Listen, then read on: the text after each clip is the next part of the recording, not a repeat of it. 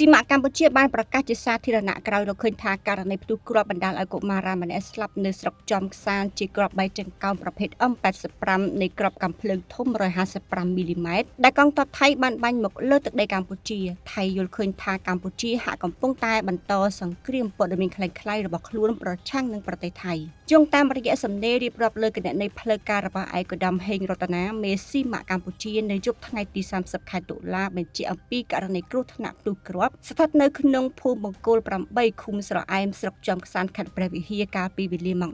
17:20 នាទីថ្ងៃទី25ខែតុលាកន្លងទៅបណ្ដាលឲ្យកុមារាម្នាក់ឈ្មោះសឿនសុវណ្ណអាយុ10ឆ្នាំដែលត្រូវជាកូនបានបាត់បង់ជីវិតនិងឪពុកឈ្មោះថាសៀនសុនត្រូវបានរងរបួសធ្ងន់ឯកឧត្តមបានបន្តថាអង្គភាពស៊ីម៉ាក់បានសន្និដ្ឋានថាគ្រាប់បែកដែលបង្កផ្ទុះស្លាប់នឹងរបួសនេះគឺជាគ្រាប់បែកចង្កោមប្រភេទ M85 នៃគ្រាប់កាំភ្លើងធំ155មីលីម៉ែត្រជាសំណល់យុទ្ធភ័ណ្ឌសង្គ្រាមដែលកងទ័ពថៃបានបាញ់មកលើទឹកដីកម្ពុជាក្នុងសង្គ្រាមថ្ងៃទី24ដល់ថ្ងៃទី28ខែកក្កដាឆ្នាំ2025កន្លងទៅជុំវិញករណីនេះអ្នកនាំពាក្យកងទ័ពភូមិន្ទថៃឧត្តមសេនីយ៍វិនថៃសុវ៉ារីបានរិះគន់ថាការលើកឡើងនេះគឺជាព័ត៌មានคล้ายៗនិងបន្តអះអាងថាទោះបីជាប្រទេសថៃមានគ្រាប់រំសេវប្រភេទនេះក៏ដោយលទ្ធផលតេស្តមិនត្រូវគ្នានឹងលក្ខណៈបច្ចេកទេសនៃគ្រាប់រំសេវប្រភេទនេះទាល់តែសោះអ្នកនាំពាក្យខាងលើដដែលបានបញ្ជាក់ថាបន្ទាប់ពីពិនិត្យមើលខ្លឹមសារនៃឯកសារពន្យល់និងរូបថតនៃកន្លែងកាត់ហេតុនិងប្រៀបធៀបវាជាមួយទិន្នន័យបច្ចេកទេសនៃគ្រាប់កាំភ្លើងធំដែលកម្ពុជាបានរាយការណ៍នៅក្នុងព័ត៌មានពួកវាមិនមានភាពស៊ីសង្វាក់គ្នាទាល់តែសោះ